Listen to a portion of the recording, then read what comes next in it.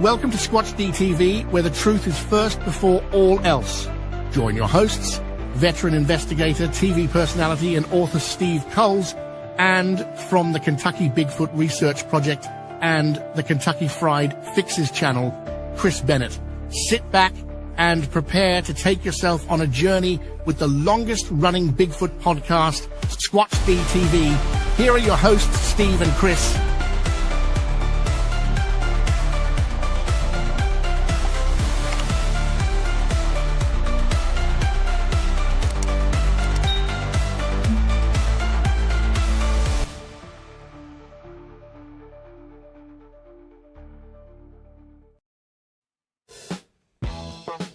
And good evening, everybody. It's Friday. It's time for the weekend to start. I am your host, your guide, the Squatch Detective, Steve Kulls, along with my co-host right down there, Mr. Chris Bennett. It is 12/12/25. We're just 13 days out till the big day, Christmas. Can't wait. Santa Claus is going to bring me something good, sure. It's going to bring me a ton of. It's going to bring me a ton of coal. Hey, we'd appreciate the coal here. I mean, I'll tell you, it's been cold lately. That's very true. I'll just toss that into the furnace. We actually had a couple of days of snow on the ground there, actually. It was surprising. I was shocked, but, today it's gone. Well, if I seem a little subdued tonight, it's because I just got hit with some news earlier. I got home from work, I ate dinner, took a little nap, and got up, and I usually wander into the studio to just check up on things, Facebook, email, whatever. Yeah. And, more bad news, but we'll talk about that after the intro. Okay. More sad news, but we got to carry on. That's all we can do. But anyway, let's do our roll call tonight. Oh, yeah. First in tonight is Grant Rasha. Hello, Grant. Roy Longley. Hello, hello. Roy. Reverend Quantum Bigfoot. Good to see you. Walter Kroll. How are you? Karen Fisher. How you doing? Smoky River. Welcome, Smokey. Smoky Come on River. in. Welcome. Good to see you. Ron Meldrum. What's going on, brother? Hey, Ron. Let's see. Sharon, what's happening? Hey, Sharon. HelixCon. Hey, what's going down? Helix. Bigfoot Forensics. David, what's happening? Hey, Dave. And, of course, Jen, our bouncers in here. Wandering Lorax. Good to see you again. Lorax. Shirley Hens back. Get Duck. What's going on? Hey, Shirley. Duck. Gary Johnson. Hello, hello. And, of course, the mighty Mick is in the house, Mick. well as Grasshopper. Grasshopper. Hey, welcome. And that's Good our to see roll you call guys. for now. Yeah. Well, it's Friday night. Friday night. No, we got the regular crew is wandering on in. Oh, yeah. It's early yet. I'm sure there'll be some more people come in during the show. But, and hello to all the lurkers out there. We appreciate you guys. Thank you. Well, tonight, we're going to do a little something different tonight.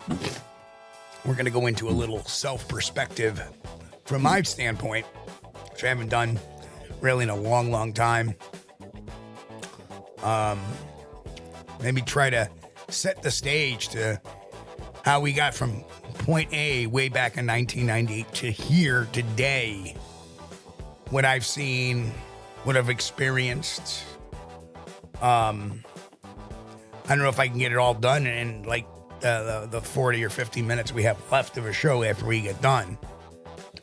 But that's what tonight's going to be about. But I heard you got some snow.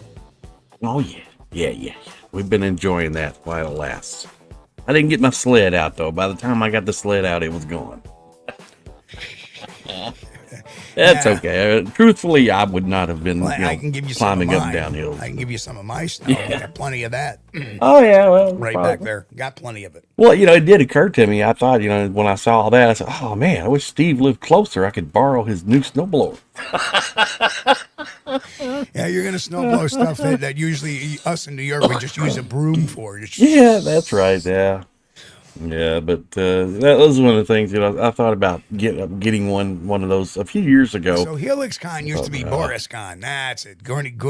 That's it. HelixCon. So anywho, So I get on the Facebook today. Yeah. And I find out that West Coast researcher, head of the Facebook group, the Coalition for Critical Thinking and Bigfoot Research, aka the Coalition page, Yeah. Yeah. part of the Bluff Creek Project, Stephen Streufert, has passed away. Man, I hate to hear that. That's terrible. Now, a young guy too. Fairly young, younger than us.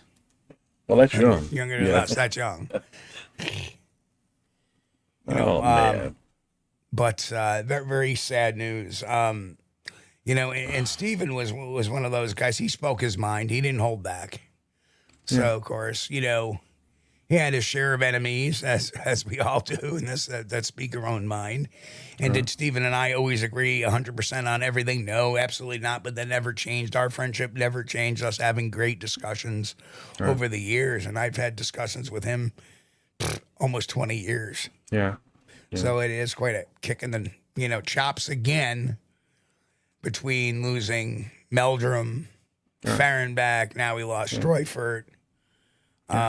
There's a few other Bigfoot researchers that were very popular in circles that have passed away as well. Right. Some people were very preferential to Fred Saluga. Fred Saluga passed away this past week. Well, as I remember, Stephen was one of the loudest voices, if not the loudest voices, for the Bluff Creek Project. Yeah. I remember he was very passionate about finding the film area and oh yeah, yep. Maintaining it rather, so it wouldn't be lost to history. And the fact, the sad thing is that he lost his bookstore a couple of years back in the fire. I remember that, yes. And some of the negative Nellies out there said, oh, man, he probably burnt it down for the insurance. No, he did not have insurance. No. So, and that's where he lived, too. He lived above the bookstore, for God's sake. Yes, not only did he lose his business, he lost his home. Yep. So last couple of years terrible. Of his life. Yeah. And, and then you think about it, it just, what a year. Lose people like that and, Hulk Hogan and, stuff like that went on this year. I can't, the beginning of the year was great. Yeah. And then all of a sudden, the last quarter of the year, from like September to now, has been, pardon the French, it's been horseshit.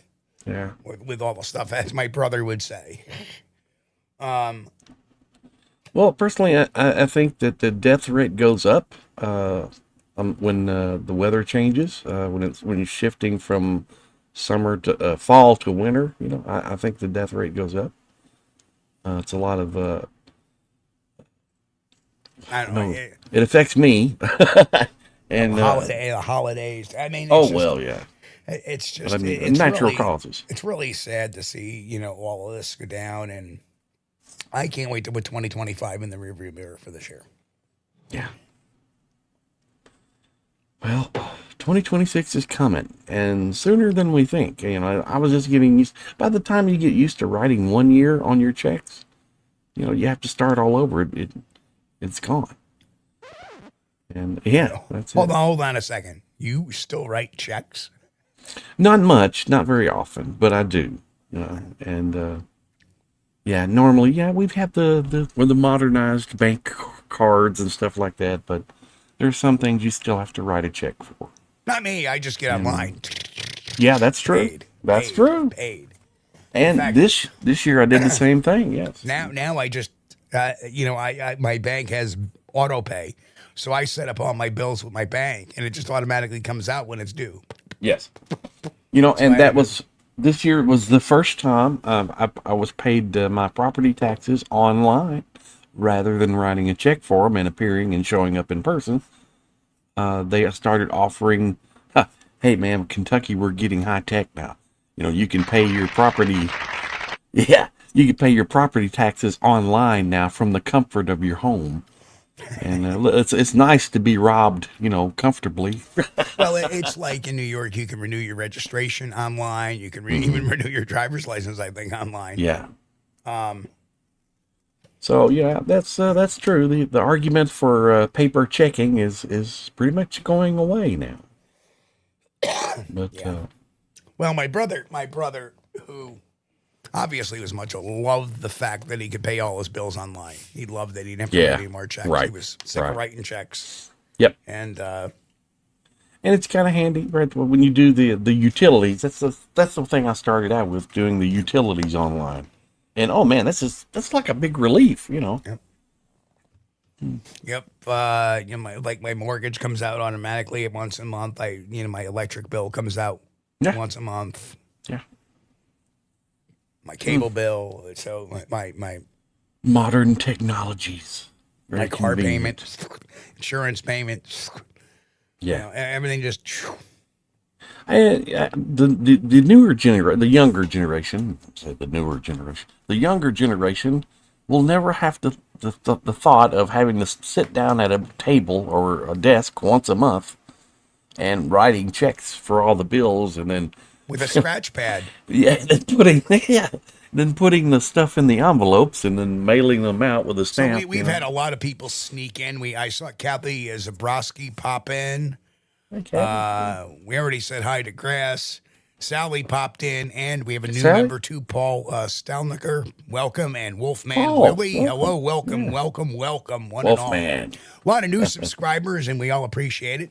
That's why sometimes I like doing these types of shows where we go, let's talk about Bigfoot. And I want to talk about it from. And JP Merrick, another new one. Hello, guys. All the new people JP, are kind of finally Welcome. chatting up. Welcome, guys. And welcome to the chat. Appreciate You'll find our group a very friendly gaggle. So let's go back. And I wanted to talk about this. When I first ever saw the notion of Bigfoot was, of course, the legend of Boggy Creek. That was my first exposure to it. Mm-hmm. And I must have been about maybe 5 years old, and I watched it with my father, and it was on something called HBO Home Box Office. Mm-hmm. And, it starts off with a kid running through a field about my age, so automatically it captures me. Yeah. With the screams in the background that blasts The Legend of Boggy Creek, a true story. So, of course, I'm like, ooh. So that kind of got my interest in it. And of course, then we have the In Search of episodes and the $6 Million Man. These are all things that, but as I got older, I tended, to forget about that and, baseball and cars and girls and school and college. That all came into play. And then eventually my investigative career, I started off as a EMT paramedic. Yeah. And at the same time, I was also a part-time investigator for several retailers. Right. And did that for a while. 1999, I started in the private investigation field, aside from 10 years being a retail investigator. Yeah. I was trained in forensic interviewing in 1994 with the John Reed method. And then in 99, I trained in the Wicklander-Zalowski methods. So I became a really sharp interrogator interviewer. And it was about that time in 98, 99 when I started thinking maybe this is all. Somebody had mentioned Monsters of the Northwoods, and I got that book. And it was about Bigfoot sightings in my neck of the woods. Yeah. Very inspirational into me kicking this off. And I got thinking, geez, I bet you this is a bunch of garbage. I bet you I can blow the lid off this stuff, and I couldn't do it. I couldn't do it. I started talking with one of the first people I ever talked to in the Bigfoot world was Eric Altman. Right. Great guy. Bill Brand and Paul Bartholomew and all the authors of Monsters of the Northwoods didn't have a very well online presence back in 1998, 99. And then I talked to another gentleman who's passed away several years ago, Hawk Spearman. So there's another person that, I knew that is gone. And eventually that, for a bunch of years, belonging to these chat groups with Kathy Strain and Alton Higgins and a bunch of other people. And we were, I was part of all these Yahoo messaging groups. Right. And I got to say, at the time, there was very little woo type of stuff. Very little woo type of stuff. Mm-hmm. And if it is, it would get basically pushed aside and exposed for what it was for people making claims that had no evidence. And that was it. Then about 2004, Facebook started coming along. You know, and the Bigfoot never took off in the MySpace era, which was just preceding. It followed the news, the chat groups, which everybody would send these like group emails to these group lists. And you would get, sometimes you would get 20, 30 of these a day and have to go through each one.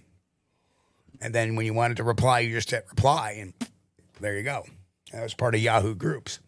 But then along came MySpace, and Bigfoot, the Bigfoot community never took up anything in the MySpace world. If they did, nobody was really paying much attention. The only person that was being paid attention to was Tom, who was on everybody's favorite MySpace page. Because you don't want to start a social network, without having a friend. Right. But then along came Facebook. And Facebook didn't really spin up for another few years, but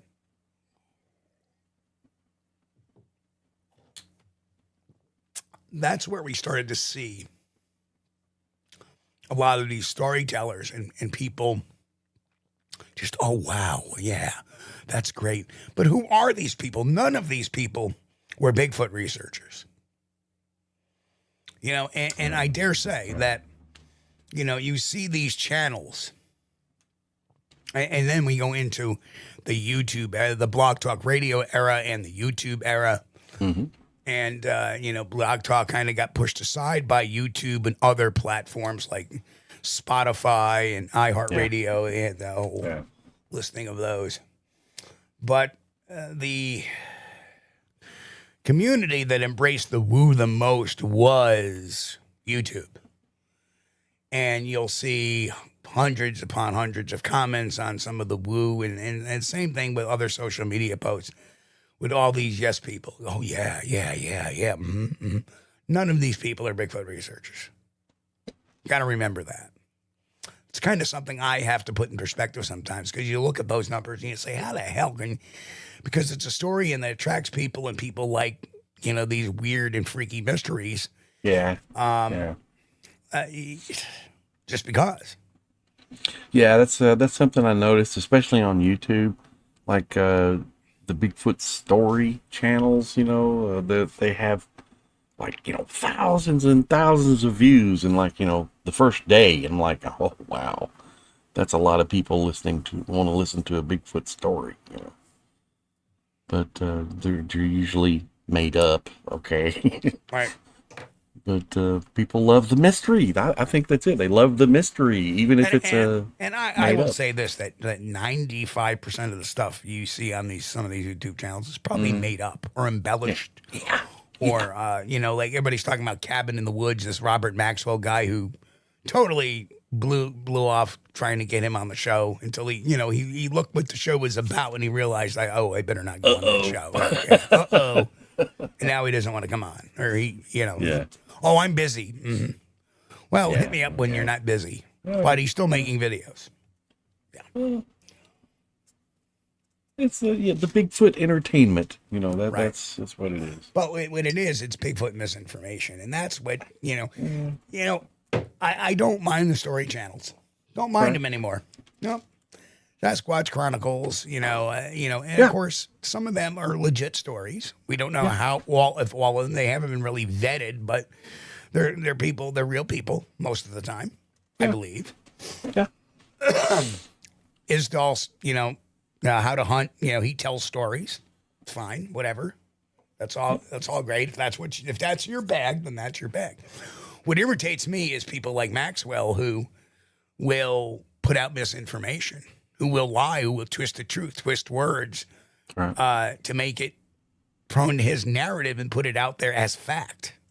That's what irritates me because it creates this whole misinformation fountain. And that is something we did not have to deal with 20 years ago, 25 years ago. 26 years ago, 27 years ago. Well, yeah, but there was back in 2009 and 2010, there was a well, it's still on today. The Bigfoot forums is still on today. I'm sure there's still an active site. Again, that's another venue that has kind of I mean, they started out. It's kind of archaic now. Yeah, they had so many different rules that you had to follow. Like, you couldn't question someone if they reported their sighting. And that was like, well, why not? I mean, I want to ask some questions. You couldn't be skeptical of anything they said without getting in trouble. And getting a strike. And there's a lot of times I had to give. I used to be you did too. You were an admin over there. And there's a lot of times I had to give someone a strike when I didn't even agree with it. It's like, well, dude, he's just asking a question. I want to know the answer to that too. But no, you're not allowed to do that. So it became a site where, and I don't know how it operates today. They may be doing good today, but it became a site where you could go there and report that you saw Bigfoot step out of a UFO, and he abducted you and did medical experiments on you, and no one could question that. Yeah. So the woo was protected, and I didn't really agree with that. And then for a while, hey, Mike, welcome. Mike is from Vermont. He just said hello, all new member. Welcome aboard, Mike, and welcome. He's actually a member. Cool. Not just a subscriber, he's a member too. We appreciate you. Sure do. Help support the channel. Thank you very much. Appreciate that. Kaiju Ninja. Yeah, that's a good point. Embellishing the subject for profit and targeting the gullible. Exactly. Yeah. Well, is it the gullible or is it people that just want to be entertained? Well, I don't know, man. I don't think there's that many gullible people out there. Well, I don't know. Because I really think that, if you look at it proportionally wise, say a video gets 125,000 views and it gets like 2,000 comments that say, "Oh my God, that looks so real." I mean, the viewers is one thing, but the people that say, "Oh my God, that's right." But a couple of thousand people out of a population of 256 million Americans is very small. Yeah. Right? Yeah. So you're going to kind of put everything into, thank you, Reverend Quantum Bigfoot. Reverend Quantum Bigfoot gifted 5 memberships. Thank you so much, Rev. Appreciate you. What a great guy. Thank you so much. And like I said, after the first of the year, I'm going to be doing these breakdown episodes, talking a little bit about anything you guys want me to talk about. Just shoot me out the questions. We'll get them. Well, I can think of one example, Steve. There was a guy that posted pictures on the forum, and they were photos of a ditch line, I think in Florida, and it was a zoomed in of the grass. You could actually see the blades of grass. Okay, they were like maybe this tall, and he had red circles on potential Bigfoot features in the blades of grass, hiding in the blades of grass. And I'm like, dude, what are you smoking? There's something going on here. But he still had comments like, "Oh yeah, I can see him." Who in the world? But no matter how outrageous the stuff they post is, they'll still have some cheerleaders that go along with them. And, it boggles the mind. How? Because some people will just agree along with everything. Yeah, show me a Bigfoot behind every blade of grass. And literally, it was photos of blades of grass with red circles. There was another guy who passed away a number of years ago that used to put pictures. And I actually blogged about it, and I actually did a goof post like, "Yeah, here's me and my friend Bigfoot right here, cloaked, for everybody to see." Yeah. There were probably some people that said, "Wow." Ah, man. You can't. Are they serious? Really? Can you see Bigfoot behind a blade of grass? Yeah. It's gotten to the ridiculous to where people have. That's why I look. You have to kind of put the blinders on sometimes. Yeah. And that is something. Put Kaiju Ninjas up here. It says, I agree, Tristan, 1,000% of that. Yeah. Yeah. I believe it. Now let's use the word grifter correctly. It's one of my pet peeves. A grifter is one who cons people out of money. If somebody gets ad revenue because they're putting on a shitty made up video, that's not grifting. No matter how you cut it, it's not a grift. A grift is where I say, hey, my car ran out of gas. Can I have $20 to put it in? I'll pay you back tomorrow. Here's my ID. You give me the $20 and you never see me again. That's a grift, right? Yeah. It's where you're actually taking money out of people's pockets, right? If I write a bullshit book about Zorth, right? About Zorth. Right. And sell it, it's still not a grift because the person got something for their money. So it's not really grifting. That is a misappropriated, misused term. And that's why it's not criminal. A grift is a crime. Grifting is a crime. Nothing that anybody is doing here is a crime. Yeah. There was one term that I think Alaskan bush pilot coined over at Skeptics Forum. Fate will lead you to do some silly stuff. Yeah, some people, unfortunately, fall into that. And Matt Johnson was one of them. And the pilot, Alaskan bush pilot, said it was blarging. Bigfoot live action Tristan, reality that's gaming. Not against you, but I see a lot of people. Always like that. I see a lot of people lumping all the YouTubers as, they're just grifting. You don't even, and that's nothing to do with, hey, get ducked. Some Thank are. you so much. Get ducked. Welcome. Great.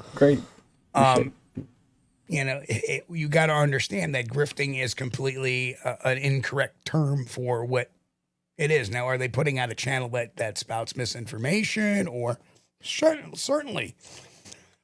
But to me, a channel like How to Hunt, or where the guy is just spitting out stories and talking about opinions and showing videos and giving his opinion on the videos, to me, that's minor. Where the major inflections come from is when somebody presents evidence as real that's not the actual perpetrator, right? Yeah. Like this guy Maxwell, who puts these things on, actually misquotes somebody intentionally, and when he's called on it, deletes the comment. By the person. That is egregious. If you were to ask me who set Bigfoot research back the most out of everybody, it's Ketchum. Dr. Melba Ketchum. Because she's the first one who took Bigfoot to the level of science and made a complete farce out of it and acted very immaturely instead of taking the criticism she got, answering it, and just by lumping it, well, this is just a big conspiracy. Right. That's who sets the Bigfoot research back. Not Rick Dyer. With a story that proved to be false. People have seen that for many, many years. Ivan Marks, Frank Curlow, who was the first one to claim a Bigfoot body back in the 1960s. And it goes on and on and on. And Scardy in 2005. These are all stories that, oh, yeah, they're just somebody there. Because what's going to eventually happen is if somebody does find a Bigfoot and there comes out to be a Bigfoot and most people are going to blow it off and then it turns out to be real, none of that's going to set Bigfoot research back. What does is when you have a scientist, I put that in quotes, by the way she acted and by the processes she used, that's what really sets us back. When you have a scientist like Dr. Matt Johnson, for years, who everybody was throwing up there, and then he turns around and starts this cult of Zorth and the Council of 12 and all that sets us back. These stories don't set us back. There's been Bigfoot stories for years. There will be for years. How many of them are true? I have no idea. How many of them are real? I don't know. We have the golden fleeces of Bigfoot research, the Patterson-Gimlin film, the Sierra Sounds, the Freeman film, the whatever. And each one of them has their own holes in them, although I'm leaning more towards the serious side on the Patterson-Gimlin film. Yeah. Steve, right? The Reverend wants to know if you got a link to the Ketchum papers on your website. No, I don't think not. you do. No. It's a...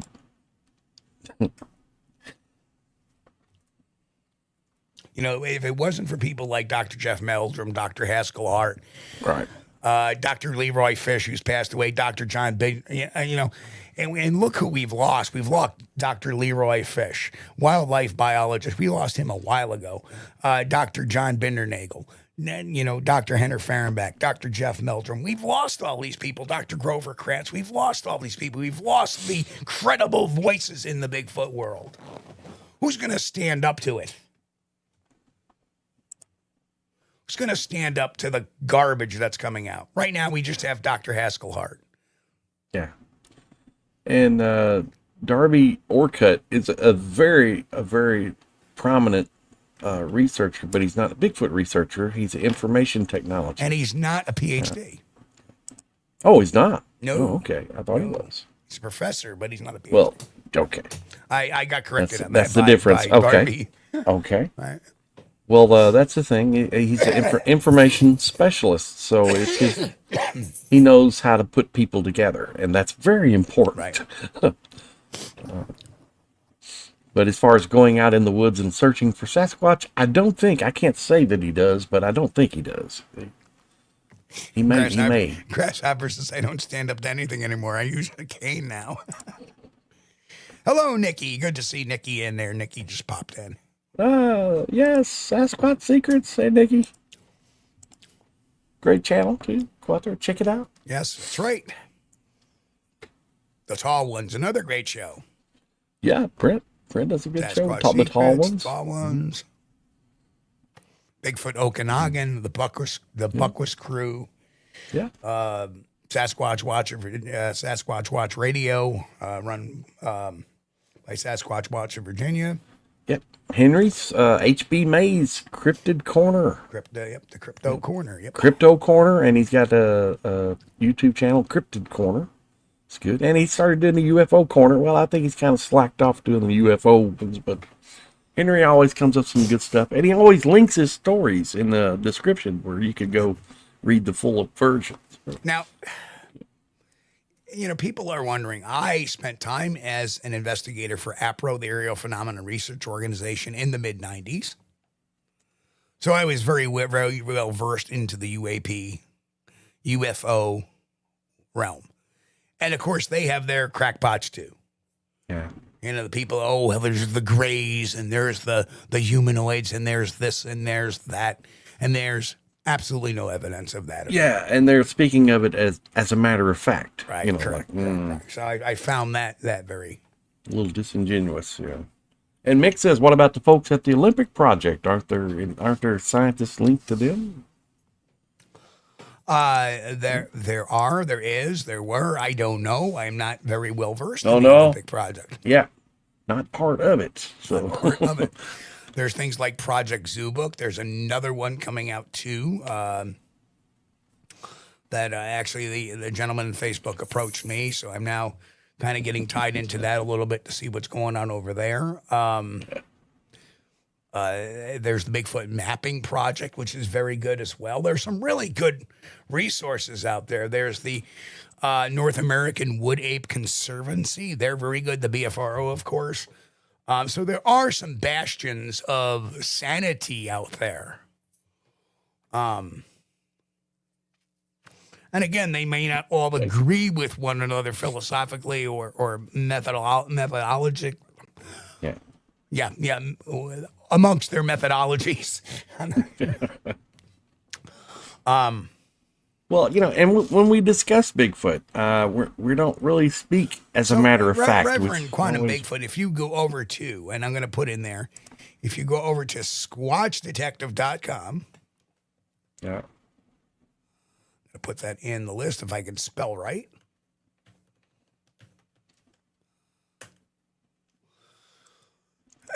Have you got if you go over to Squatchdetective.com, actually, I think if I put in the full hyperlink, it may actually work now. Is there a QR code you can stick up on screen to where anybody can see your list of books? Let's see. That was still not coming up as it said it would. Let's see. There you go. Up there in the upper, just above my head, right? Right there. There it is. Yeah. That QR code there, that'll take you to my books over at Amazon. Yeah. And, I've noticed that if you type into the YouTube search, the autocomplete, if you type in Squatch Detective, it won't come up as a choice to select from. It does on mine. The closest it comes up is Sasquatch Detective. But yeah, I don't know. It may be, I don't know. I just don't know how that works. I'm not very worried about it. But I think I've said it. If you want to see my favorite Bigfoot channels, just go to the homepage and they're all listed down there. Those are my favorites. Those are the ones I would go to for the most credible Bigfoot information out there. There's a bunch of other good ones too. Wild and Weird West Virginia. There's, there's a number of them. Bigfoot Florida guy, Richard Farabee, has a good show. Bigfoot Forensics, David Zagan, has a great podcast as well. And David is in here in chat tonight with us and a guest. Yep. And David is really great, by the way, over at BigfootForensics.com. He's really good at parsing down dermal ridges. And I got some pictures to show to him, too, eventually. I want him to take a look at it.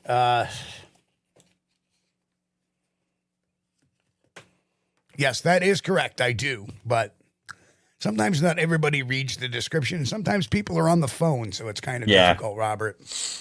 There it is. Thank you, Jen. All right.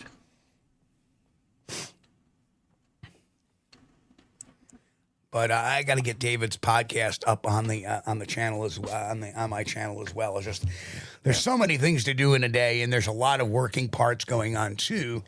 Yeah. And there'll be very soon another announcement about yours truly coming up.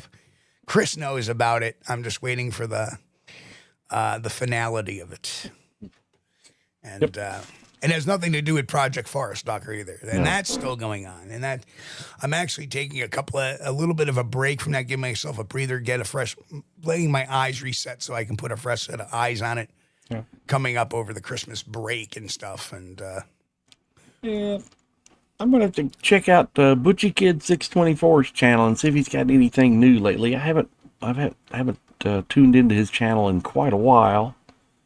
But it's always good to go back and see some of the classics. Thomas Steenberg, there's another great researcher as well up there from British Columbia, Canada. Yeah. There are some greats in the field. And I dare say, for every one bad player, there's probably two good players out there. There's just so many. When you want to talk about sound, there's a whole bunch of other folks. Right. Everybody has their own little, like David. David specializes. He's a certified fingerprint examiner, so he likes dealing with those types of things. And it's great to have those. And David makes himself available to everybody, so that's a great thing as well, too. So there's resources out there for folks. But you want the real skinny on things. You got to look deeper than just these fly-by-night shows, and you can always tell they talk about the fluff, but they don't get into the meat, right? That's what we do here. We get into that meat, and that's the way I was trained. I was an investigator for God knows how many years, retired in 2023 from it. I was going back to paramedicine, but unfortunately, due to an unfortunate tractor-trailer mishap, I am just taking a nice kind of retirement job right now. Oh, yeah, Grant, I got that. But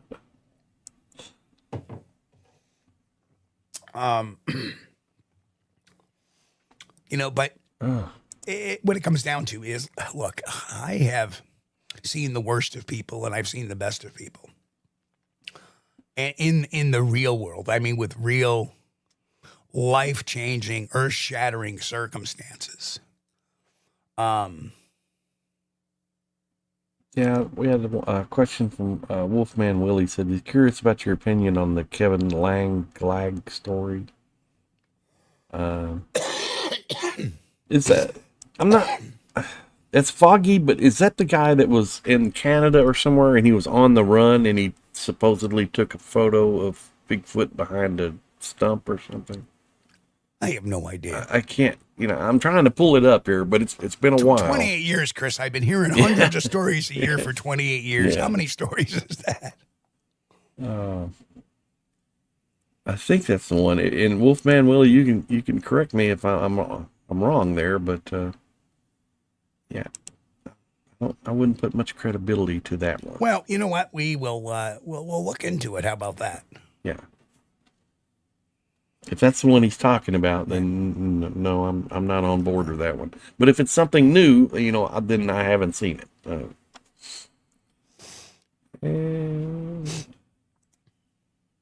And Steve Curious Cryptid said, I'd rather give piled higher and deeper PhD awards to the disinfo channels. Just not sure it's worth it. But there could be fun in Steve and Chris awarding PhDs that way.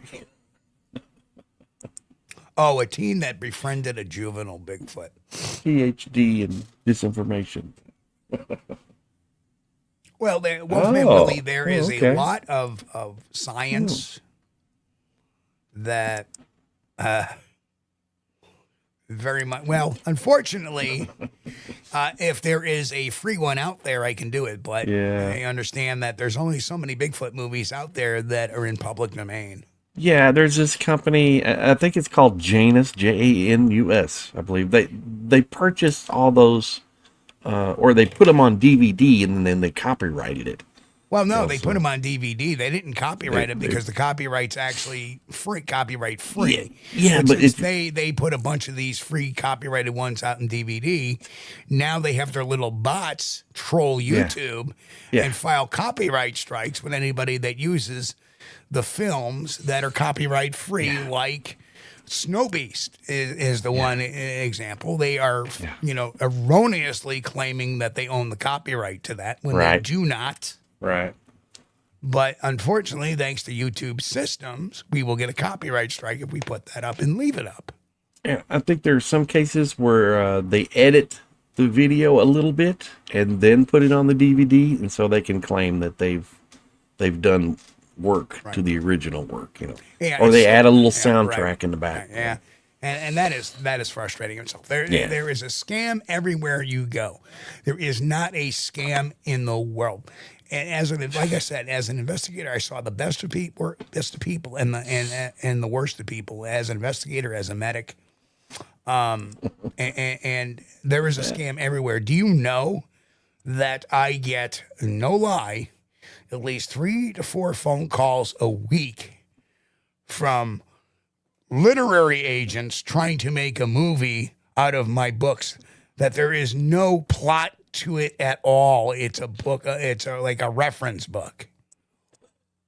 And it usually has somebody going, oh, hello, we would like to make your book into a major motion picture. Yeah, okay, goodbye, scammer. Or we'd like to promote your books in kiosks at airports that nobody looks at or buys because they're too overpriced. Right? That's the other one. But it only costs you $1,500 to promote these books nationwide, and you'll get $1 a book for every one we sell. Or 50 cents a book or whatever. Oh, wow. Thank you much. I do much better with Amazon. Have a nice day. Oh, you want to be my literary? How much are you going to pay me to be my literary agent? That's usually kills the phone call right there. Yeah. So you write a book and you get people try to scam you there. Yeah. Who would have thunk? Who would have thunk? Yeah. Right. You know, these scammer guys, they just sit around and dream up new ways to liberate people from their money. And, they're always trying to do that. One of the most inspiring stories was there was a guy I was after for stealing drills in Home Depot. Mm-hmm. And I finally caught up to the guy, had him arrested. And I thought the guy was going to be, you watch videos of this guy in different stores and you're going, this guy looks like he's going to be a problem. Right. So I immediately got him, cuffed him up, got him, into the store office. And the guy was the nicest guy in the world. Mm-hmm. Guy, I got a substance abuse problem. And, I took my girlfriend's car up here.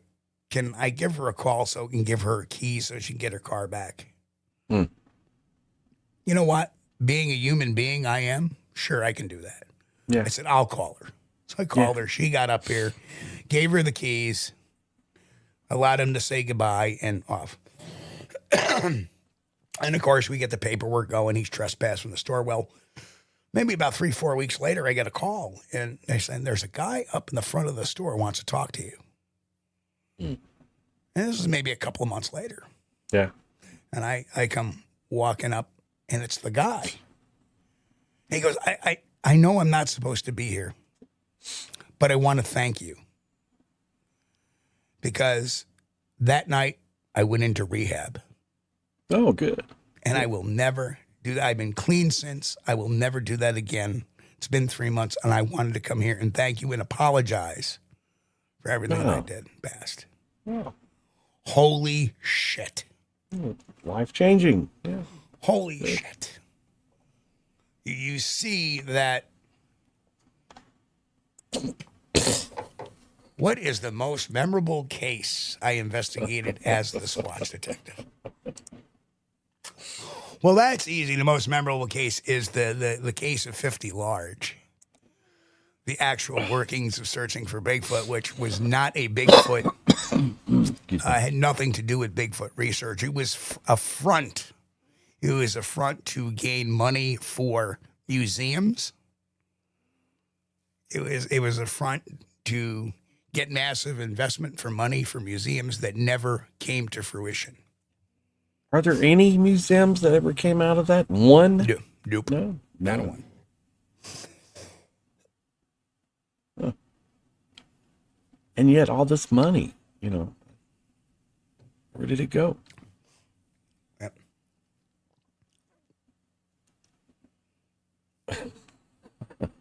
Why, thank you, Reverend Quantum Bigfoot. Enjoy. Appreciate that. Yeah. On Kindle. Oh, cool. What would Sasquatch Kindle. do? Yep, Kindle. Yeah. That's nice. Very cool.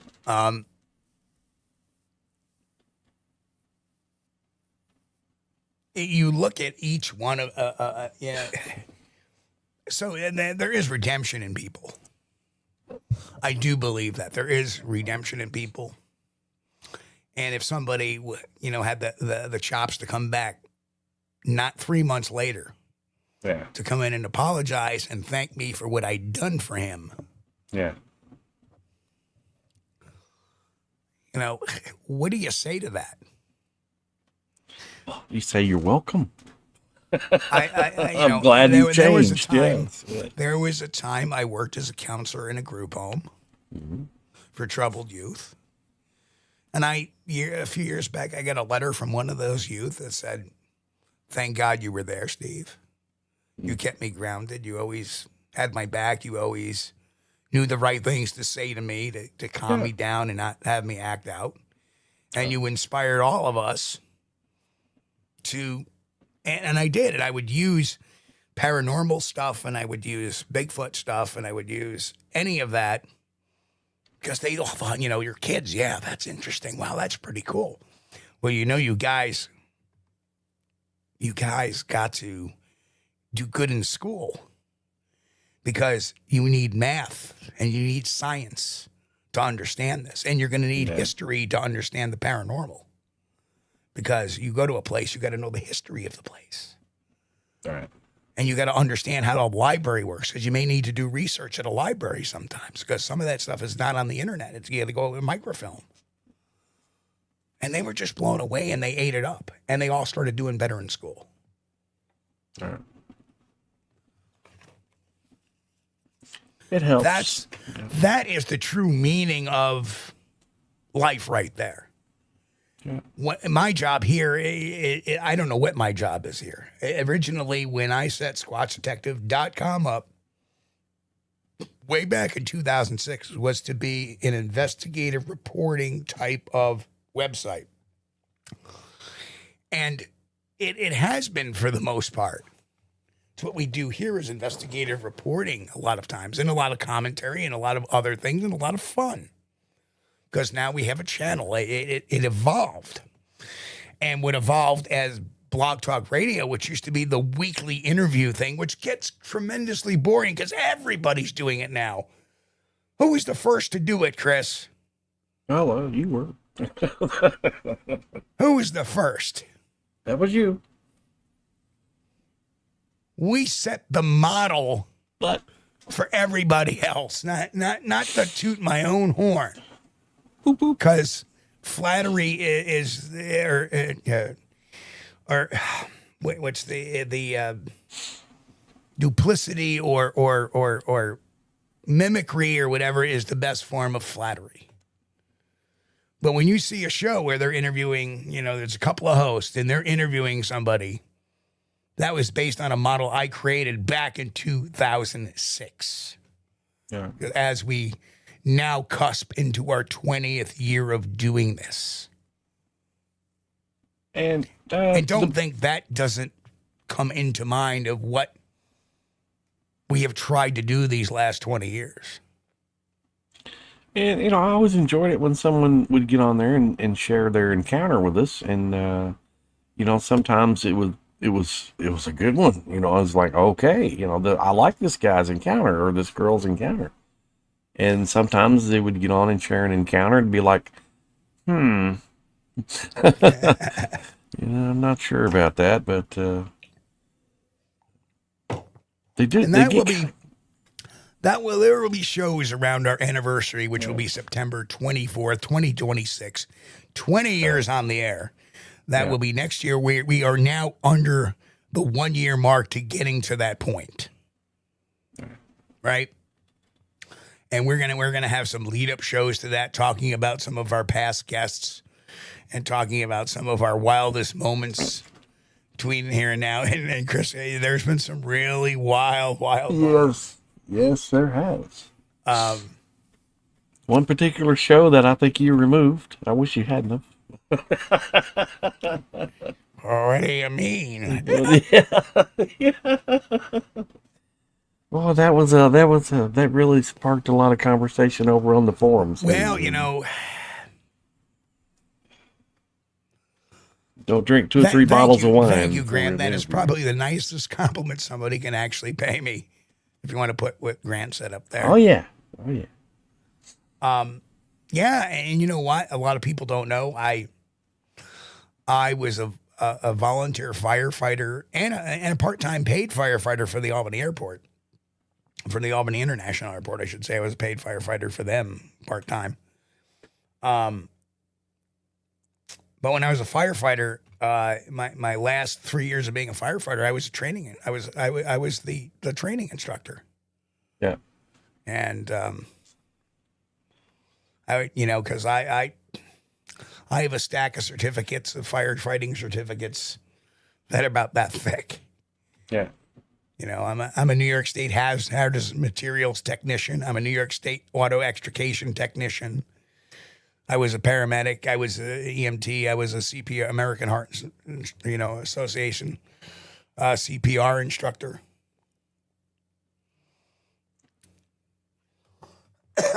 And I love technology. So it's really weird because I'm not a nerdy guy, but I have this nerdy side to me where I like technology and video games and stuff like that too. I like it all. And yes, as a fire instructor, I loved it. And I was like one course away from getting my official New York State fire instructor's certificate. But unfortunately, divorce and personal trials and tribulations will happen. And that's happened to me over the years too.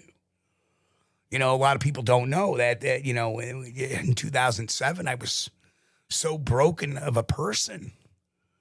And, after, that divorce, I didn't know up from down. All I had on my bed were my clothes and my computer. That was it. Nothing else. And here I sit now in my own home with this wonderful studio and all this. So things come back. Things come back. No matter how bad things look, no matter how bad things are, things will come back. And I know that. And that's why I have to keep things in perspective.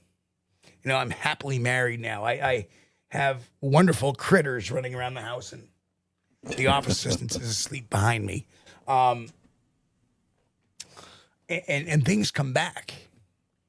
And karma has a way of paying you back, either for the good or for the bad. So remember that too, folks. Karma is real. Certainly is. But what does this have to do with about the world of Bigfoot? Well, it means that there are dark times where we have a lot of dark times in the Bigfoot world. But I do believe that with the valleys comes the peaks. Oh, yeah. Good times and there and will bad be times. a day of reckoning. And I agree, Grant. I love learning too. Yep. Learn something new every day. Well, not always, but some days you just want to veg. Today not was reading enough. Believe it or not, today I just vegged. Usually I listen to podcasts or something like that. And I just was not in tune with it today. I was just like, I just want to listen to music. And just... I enjoy trying to learn something new every day. That's one of my goals. And, if nothing else, I'll read the news. But trying to learn something that I can do that is repeatable, that's a good thing. You only have one brain, and your job on Earth is to fill it up while you're here. Well, mine leaks, but for every, I'll give you one good story. It's not a Bigfoot story.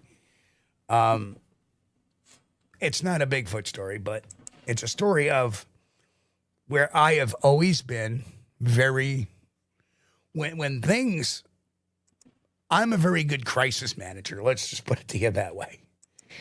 And I was on a call as an EMT at the time. I was in school becoming a paramedic. And I was with a volunteer fire company, not the one that I left, the last one where I was the fire instructor. I was actually with that department maybe a few years, a couple of years, whatever it was. And there was this patient that was having all kinds of breathing problems. And, I get in there and I take one guy's taking his blood pressure and I'm listening to his lungs. And one thing they teach you is the difference to know what like bronchitis sounds like or an upper respiratory infection versus pneumonia versus congestive heart failure, because they each have a different type of sounding. For example, pneumonia and like bronchitis will have this rumbling type of sound.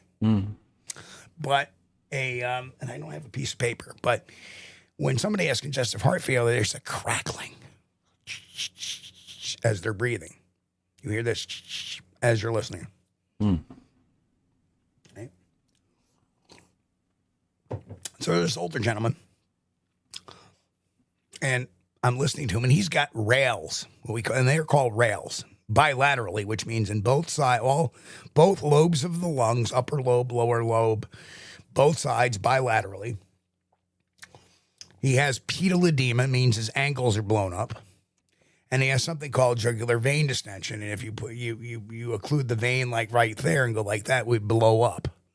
It'd start to swell up. Right. And those are all signs of congestive heart failure. Now, what happens is in congestive heart failure, the fluid starts to back up. Right. Your heart's backing up. So the fluid starts to accumulate in the lungs. Mm-hmm. Yeah. And one of the first treatments as a medic, but mind you, this is a basic life support, so we didn't have these meds to us. We would give them Lasix, and that makes them what we call diaphoresis. They would sweat it out, pee it out, whatever, get it out of. Well, during the whole thing, the guy said, I need to urinate. Well, help him over, let him urinate, because that'll get some of the fluid out of him. Right. He comes back. He's, I'm going to wait till the morning. It's like 2 o'clock in the morning, 3 o'clock. I want to wait till the morning. I'll call my doctor and get in and see my doctor. I mean, listen. He said, listen, you haven't got that type of time. I go, if you wait for your doctor, the next phone call that's going to be made from this place is going to be for the coroner. So you need to go to the doctor right now. And the guy looked at me, really? I go, sir, I am serious. Oh, yeah. You will not live to make it to the morning. All right, I'll go. So the ambulance comes in, they put him in the gurney, off he goes to the hospital. I get back to the station, and we have this captain who was a pharmacist, thought he knew everything, was like, your bedside manner was horrible. You scared him. Did you see how heavy he was breathing at you when you scared him? You caused him to be... I go, hold on. The man was in congestive heart failure. If you hadn't noticed, Mr. Pharmacist. Yeah. And I said, number 2, the reason why he was breathing heavy is he just walked to the bathroom and back with congestive heart failure. Right. And that's the way I left that conversation. A week later, we get a note from the guy. Tell that firefighter, my doctor told me that the firefighter was 100% correct. Mm-hmm. So I want to thank that firefighter for saving my life. Yay. The chief called me and he says, well, I guess we got egg in our face. Dr. Kulls. 100% right. That's good. Yeah. Because I don't freaking bullshit. I don't cut around the corners. If something is BS, I will call it out. If something I don't like, I'll let you know. Yeah. If you're having problems with your heart, go to the doctor. Right. Go to the hospital. Go somewhere. If you don't go somewhere, you will go somewhere. Now, I know that's not a Bigfoot story. And I've told this story before, the guy who got divorced and started seeing Bigfoot. And, for a lot of people, a lot of this is psychological problems that they have no belonging to. We've had the guy that was a convicted you-know-what, right? Yes. And he puts up a screen cap, several screen caps of this AI app that was used many years ago and tried to claim it as his own, trying to weasel his way into Bigfoot groups, making himself look like the big hero. Well, why do you think he was doing that? He wasn't doing that to attract those that were younger than him. Let's just put it to you that way. He was doing it because he had nowhere to go. He had no place to belong to. So he has to create this cover story and change his name, use his middle name as his first name just so he doesn't get flagged by anybody. Yeah. Well, when I saw the story, which was obviously bullshit, guess what happened? We discovered who he was, what he was, and found out later on that his pictures were actually from a video. Yeah. And that was all BS. Kaiju Ninja says, Steve, are any of your books audiobooks, and have you thought about narrating your books? I have, but it's such a long process.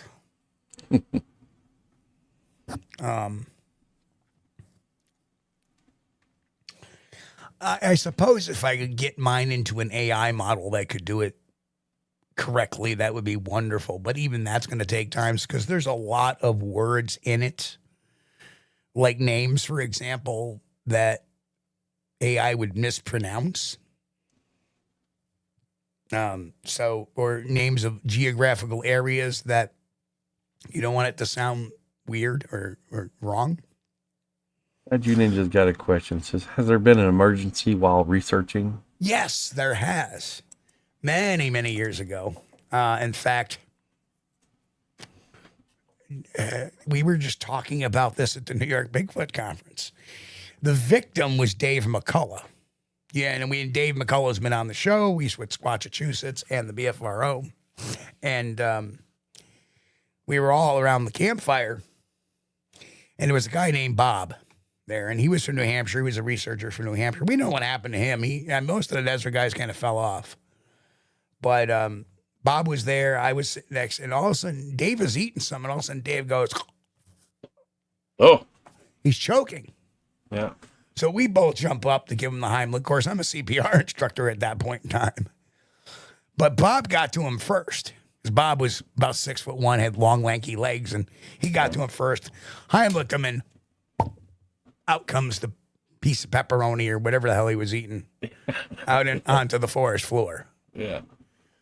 Saved his life. Sure. Yeah.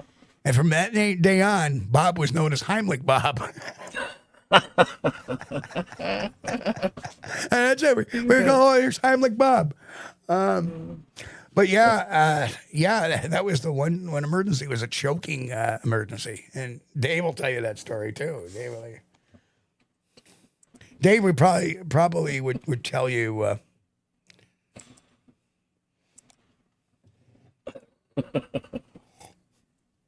Yes, it can. Oh, man. Although, if you know how to spell something phonetically, it doesn't. So that's what it would take, actually, to get back to Tristan's earlier question. I would have to get in there because it would take me days, weeks to get one of the books done. I mean, yeah. And then you got to understand that, if you got to go in and clean up the audio because, you may hear it on this, but you don't actually notice it. But when you listen to it back, like in an audio book, or when I do it, an audio for a video, I have to go in and edit because sometimes it catches like in between verses. It'll catch me going, catching a breath to. Yes, actually it can, Tristan. Well, we got into some of the AI text-to-speech programs, and I noticed on some of those you had to type in the way the word would sound, A lot of times well, anyway, Chris, we've run over our limit here. I'm sitting here blabbing. Just a little bit. It's. And I didn't mean to do that, but there were some stories that. No, I want some of our newer listeners to know who is sitting behind this chair. Yeah, it's not a guy that's out for anybody's money. That's not out for anybody's loyalty even. I mean, I would appreciate loyalty to the channel and loyalty in that respect, but not blind loyalty. Loyalty is good. Blind loyalty is bad. Yes. Well, don't worry. I mean, I'm sure if I'm doing something wrong, I want people to raise their hand and say, hey, I think that's wrong. Yes. If you start posting pictures of Bigfoot hiding behind blades of grass that are 3 inches tall, somebody's going to say, wait a minute, Steve. Yeah. Yeah, that's not exactly kosher there, but that's the kind of audience we have. Somebody called for it. Joan, get me a Snapple. Yeah. All right, folks. Oops. Oh, well, that was a quick hour, and just a little bit more. Got a little bonus tonight. Thanks, guys, for hanging out with us. We appreciate you. If you hadn't subscribed to the channel yet, please do so. It helps us with the algorithm, and you'll be supporting real Bigfoot research. If you haven't smashed the like button yet, please do so on the way out. And Steve and I always talk about this, and we know we've got the greatest audience we could ever hope to have. And this show is only made possible because of you. Thank you so much. We appreciate each and every one of you. And we'll see you next time. Hey, folks, again, we do have the greatest audience in the world. Thank you for everybody that became new members tonight. We appreciate you. We love you guys. You guys. Well, we would not be doing this if you guys were not here. Tell you what, you know what? I look at the names, I think of the names in the chat room and everybody that shows up, and it just motivates me to get back on the air every single week. I mean, if that wasn't the motivation, we wouldn't be doing this for as long as we have, right? Because it's certainly not the money. But anyway, we love you guys. And, hey, we'll be here in a couple of days with our 2-hour Sunday show. Maybe we'll have a guest. Maybe we won't. Who knows? We never know what's going to happen. But anyway, everybody have a great weekend. We love you guys. We'll catch you on the flip side before the work week. Again, God bless. Stay safe. Be healthy. And, of course, keep on squatching. We'll see you all here Sunday night, 9 p.m. Eastern, right here on Squatch-D TV. We thank you for being here with us on Squatch-D TV. If you haven't taken the time yet, please hit that like button and subscribe to the channel. And oh yes, hit that notification bell too. We don't want you to miss anything. If you really like our content, you should consider becoming a member. And it's really inexpensive and a great way to support not only the show, but honest Bigfoot research. Everyone have a great week. Be safe and God bless. We will see you all here next time on Squatch-D TV. Keep on squatching.